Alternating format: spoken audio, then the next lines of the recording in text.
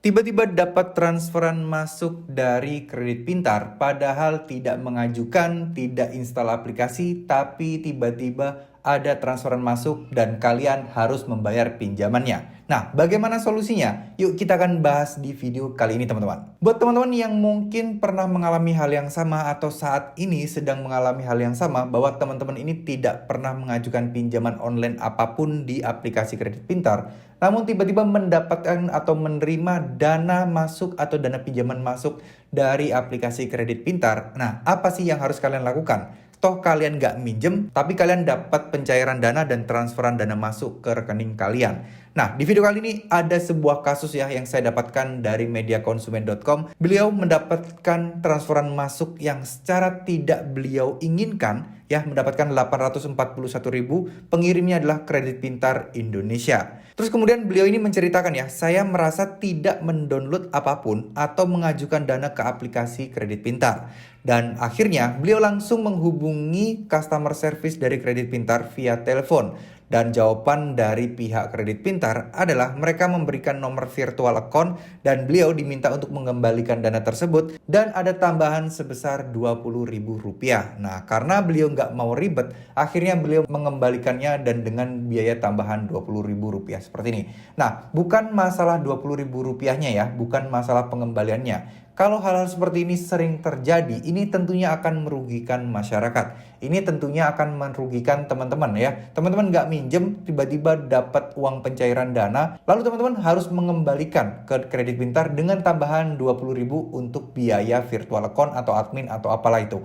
Ini tentunya kayak semacam orang kayak terpaksa harus membayar gitu ya. Padahal dia nggak mengajukan, nggak minta, dan kalau menurut dari informasi di sini, beliau juga tidak install aplikasinya. Dan dari surat pembaca tersebut masih belum ada tanggapan dari Kredit Pintar mengenai artikel seperti ini ya. Jadi pada dasarnya ini merupakan sebuah hal yang sebenarnya banyak juga terjadi. Tapi bukan hanya di Kredit Pintar aja. Biasanya hal seperti ini tuh terjadi di pinjol ilegal. Cuman nggak tahu kenapa kok sampai ada kasus seperti ini di Kredit Pintar. Nah, ini nih harus membuat kalian waspada ya. Jika kalian sampai mendapat seperti ini, segera aja langsung hubungi Kredit Pintar. Jangan dibiarkan, takutnya nanti bunga sudah berjalan, terus kemudian kalian jatuh tempo, kalian nggak sadar, kalian telat. Ini akan menyulitkan kalian dan pinjaman kalian ini dari yang nerima cuma 800, akan ujung-ujungnya bisa jadi makin banyak. Ya, ada baiknya teman-teman langsung hubungi CS-nya, tanyakan bener nggak ini. Kalau memang bener, terus kalian dikasih rekening atau virtual account untuk pembayaran.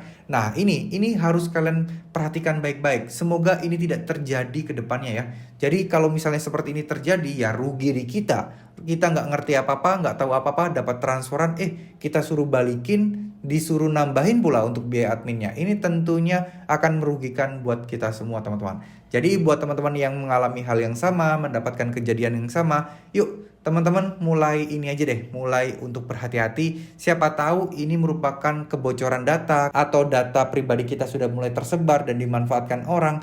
Cuman ini masuknya ke rekening kita gitu ya teman-teman ya. Padahal bukan kita yang install nih teman-teman ya. Dan mungkin satu tips lagi buat teman-teman yang mengalami kejadian serupa, coba ditanyakan deh, kapan kalian daftarnya, terus kemudian siapa yang mengajukan, tanggal berapa, terus kemudian device-nya apa. Harusnya Kredit Pintar sudah mempunyai semua data-data tersebut ya, sehingga kalian bisa antisipasi nih untuk langsung aja menutup akun tersebut dan untuk seakan-akan mau memblokir diri sendiri lah ya. Kalian blokir akun Kredit Pintar kalian meskipun kalian nggak merasa pernah bikin, tapi itu jauh lebih aman dibandingkan nanti ke depannya harus cair sebanyak ini teman-teman ya. Kita nggak pernah tahu loh, siapa tahu ke depannya malah cairnya uangnya itu nggak masuk ke rekening kalian tapi masuk ke rekening orang lain, kan kita nggak pernah tahu. Lebih baik kita antisipasi, kita jaga-jaga aja dari awal daripada kalian mengalami kejadian-kejadian seperti ini. Nah, buat teman-teman yang pernah mengalami kejadian seperti ini, coba teman-teman sharing deh. Silakan tulis di kolom komentar ya. Siapa tahu informasi teman-teman akan bermanfaat untuk orang lain yang membaca komentar teman-teman tadi